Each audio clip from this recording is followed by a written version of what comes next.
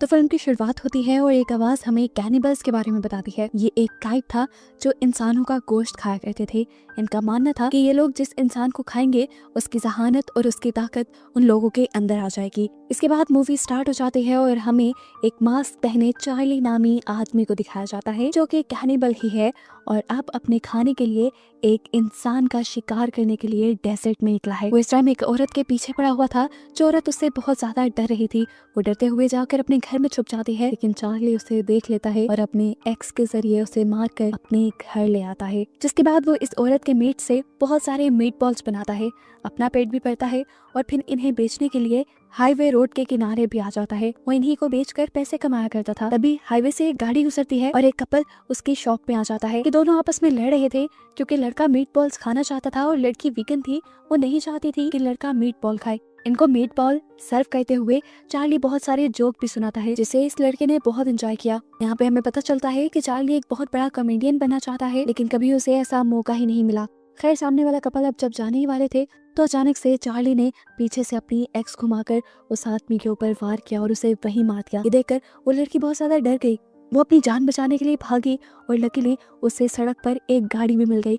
इस गाड़ी में एलिनोर नाम की एक लड़की थी जिससे वो अपनी जान के लिए भीख मांगती है, लेकिन एलिनोर उसकी मदद करने से मना कर देती है और रिवील होता है कि वो चार्ली की ही दोस्त थी और उसे पता चल गया था कि ये लड़की इस तरह जो भाग रही है जरूर ये चार्ली का ही शिकार है। जिसके बाद चार्ली यहाँ पर आता है और इस लड़की को मार कर अपने घर ले जाता है। फिर इस कपल के मीट से वो दोबारा से मीट बॉल्स तैयार करना शुरू कर देता है। सीन कट होता है और अब हम एक क्रिस्टल नाम की बड़ी मशहूर सिंगर को देखते हैं। उसे आज एक फेस्टिवल में परफॉर्म करना था जिसके लिए वो जा रही थी, तो रास्ते में चार्ली का एरिया आया जहां एलिनोर खड़ी थी, अपनी गाड़ी खराब होने का नाटक कर रही थी। असल में वो चार्ली के लिए शिकार करने आई थी। क्रिस्टल ने उसे लिफ्ट दे दी और गाड़ी में बैठते ही एलिनोर ने उस पर हमला करके उसे बेहोश कर दिया। इसके बाद चार्ली यहाँ पर आता है और ये दोनों क्रिस्टल को अपने घर के अंदर ले जाते हैं और वहां जाकर चार्ली क्रिस्टल को बांध देता है। क्रिस्टल को जब होश आया तो उसने चार्ली को अपने सामने पाया। चार्ली से पूछा, तुम मुझसे चाहते क्या हो? तो चार्ली ने कहा, कुछ भी तो नहीं, मैं बस चाहता हूँ कि तुम मेरे सामने रहो।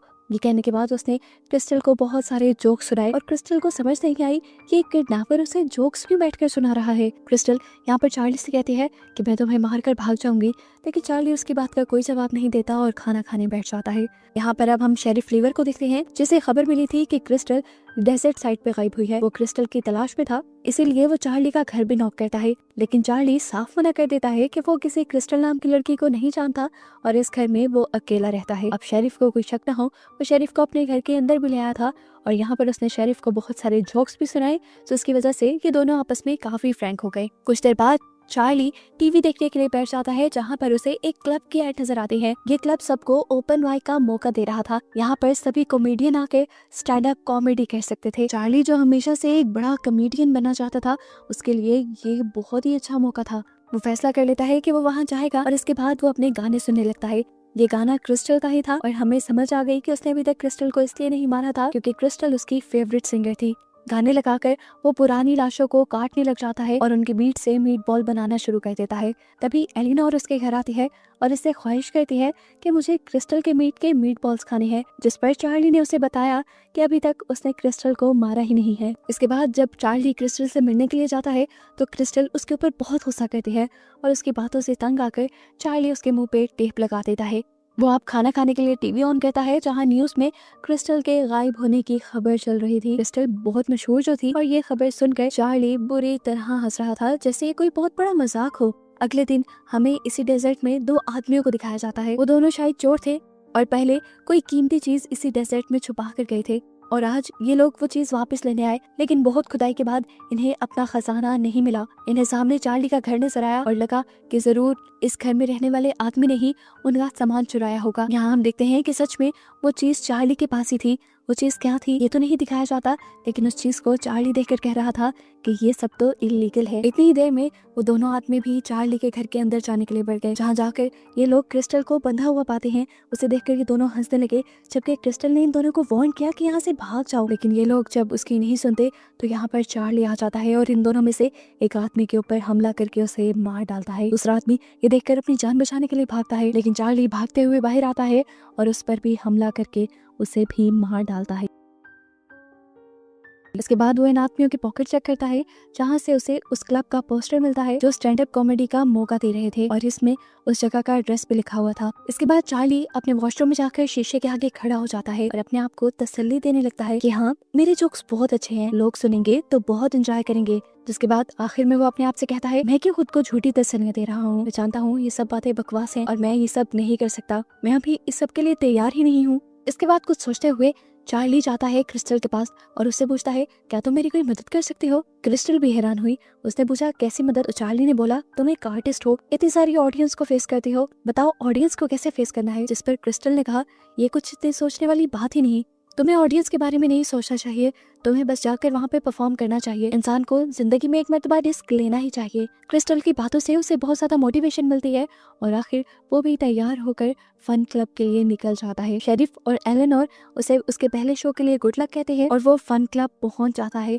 अपने अजीबो गरीब हुलिये के साथ। उसके कपड़े खून से सने हुए थे और उसकी बॉडी पे भी खून था। वो अपना हुलिया कैनिबल्स वाला बना कर आया था और उसने अपना नाम भी यहाँ पर कैनिबल कॉमेडियन के नाम से रजिस्टर करवाया था। उससे पहले यहाँ पर बहुत से लोग जोक्स लिख कर लाए थे, वो लोग अपनी परफॉर्मेंस देते हैं जिनको लोग काफी इंजॉय करते हैं। और उसके बाद फाइनली चार्ली की भी बारी आ जाती है। उसके जोक्स से सभी लोग बहुत ज्यादा इम्प्रेस हुए थे, सबने उसके जोक्स बहुत एंजॉय किए, यहाँ तक कि उससे पहला कॉमेडियन जिसने यहाँ पे परफॉर्म किया था वो भी उसके जोक्स से बहुत ज्यादा इम्प्रेस हुआ था और ये फन क्लब भी उसी का था। चार्ली से इम्प्रेस होकर वो उसे अगले हफ्ते के शो के लिए भी इन्वाइट कर लेता है। अब क्योंकि उसके जोक्स कैनिबल्स वाले थे तो उसने मजाक में कह दिया कि अगली मर्तबा तुम अपने साथ डेड बॉडी भी ले आना, और ये बात चार्ली ने सीरियस ले ली है। अब एक हफ्ते बाद का सीन दिखाया जाता है, वो सच में एक डेड बॉडी लेकर उस फन क्लब के लिए निकल चुका था। चार्ली को देखकर वो लड़का कहता है, अरे वाह, तुम तो सच में एक डेड बॉडी ले आए, मैंने तो बस वो मजाक में कहा था। इन सबको अभी भी लग रहा था कि ये डेड बॉडी नकली है और सिर्फ उसके शो का पार्ट है। कोई ये नहीं जानता था कि ये असली डेड बॉडी है। इस डेड बॉडी ने चार्ली के शो को 4 चांद लगा दिए थे। उसके शो में जैसे जान डाल दी थी। उसके जोक्स अब बिल्कुल लाइवली महसूस हो रहे थे, जिनको ऑडियंस पहले से भी ज्यादा एंजॉय कर रही थी। इस शो के बाद तो वो कैनिबल कॉमेडियन के नाम से बहुत ज्यादा मशहूर हो जाता है। आज के इस इवेंट के बाद तो वो बहुत ज्यादा खुश था। वो घर आया तो उसने आते ही क्रिस्टल को भी खोल दिया क्योंकि वो बहुत खुश था।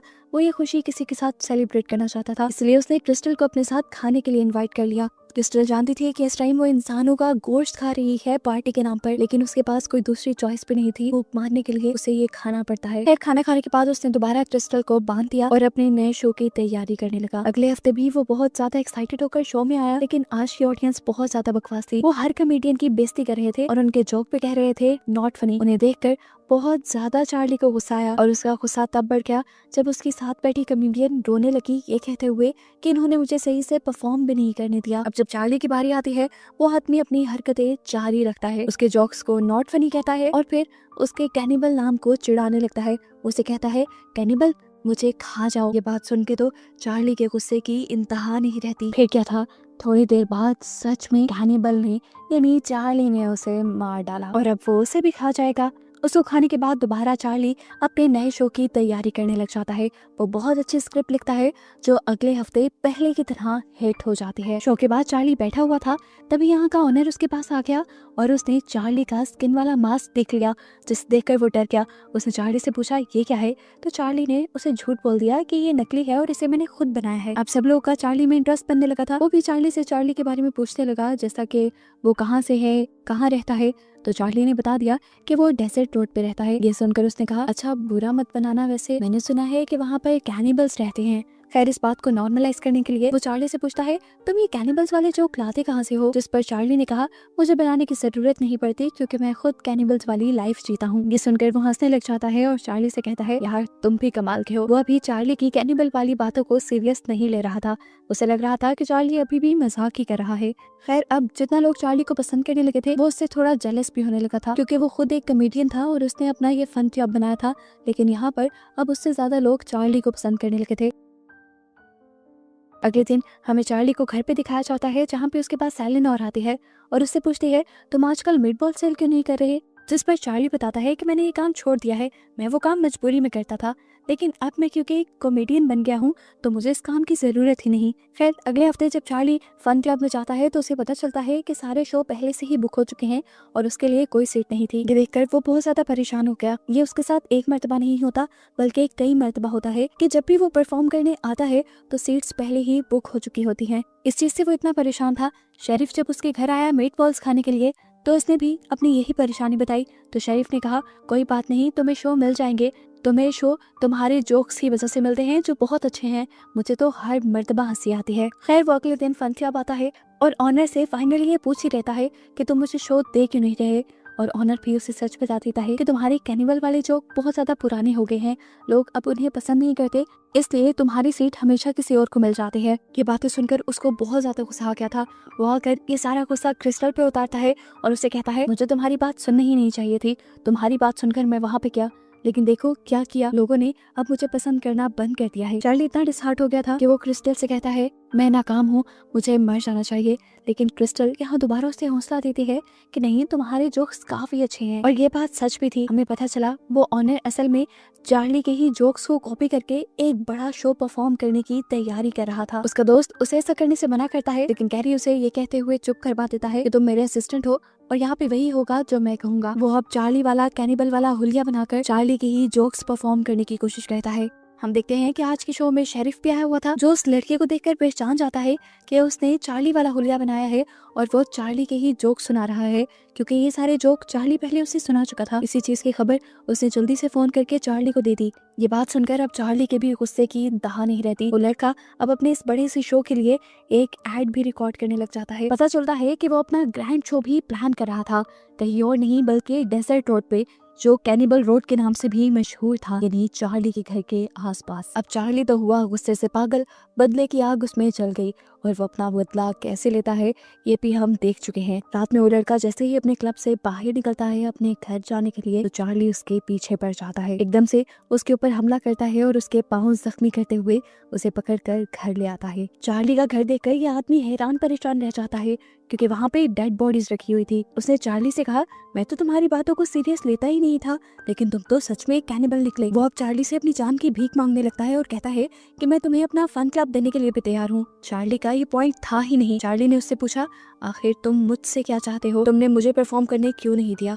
तो उसने बताया कि मैं एक बहुत मशहूर कॉमेडियन था, लेकिन तुम्हारे आने के बाद से लोगों ने मेरे शो देखना बंद कर दिया, इसीलिए मैंने तुम्हारा आइडिया चुराने का फैसला किया और तुम्हारे कैनिबल जोक्स को कॉपी करने का डिसाइड किया, जिससे मुझे अच्छी कवरेज मिलती और मेरी रेपुटेशन अच्छी हो जाती। तुम्हें तो ज्यादा लोग जानते भी नहीं, कोई मुझ पर कॉपी करने का इल्जाम भी ना लगाता। चार्ली अभी परेशानी बैठा था कि पीछे से हमें दिखाया गया कि क्रिस्टल ने अपने आप को छुड़वा लिया और मौका देखते ही चार्ली के ऊपर हमला करके वो यहाँ से भाग गई। यहाँ से जाने से पहले उसने बहुत सी चीजें रिकॉर्ड की हुई थी एक टेप में, जो फिर थोड़ी देर बाद चार्ली ने सुनी। क्रिस्टल ने कहा था मैंने कहा था ना कि मैं तुम्हें मारकर भाग जाऊंगी, देखो मैं भाग गई। हम देखते हैं कि क्रिस्टल वहीं पर आई थी जहाँ पर चार्ली जोक्स परफॉर्म करता था और अब वो जोक परफॉर्म करने लगी थी। ऐसा भी मुमकिन था कि क्रिस्टल भी एक कैनिबल हो। इसी शो को देखने के लिए यहाँ एलिनोर भी आई हुई थी और चार्ली के घर पे हम देखते हैं कि शेरिफ भी आ गया था, जिससे वो लड़का अपनी जान की भीख मांगता है, लेकिन शेरिफ उसकी मदद नहीं करता, यानी वो भी चार्ली का साथ देता है। वो वीकेंड पे चार्ली उस आदमी को मार देता है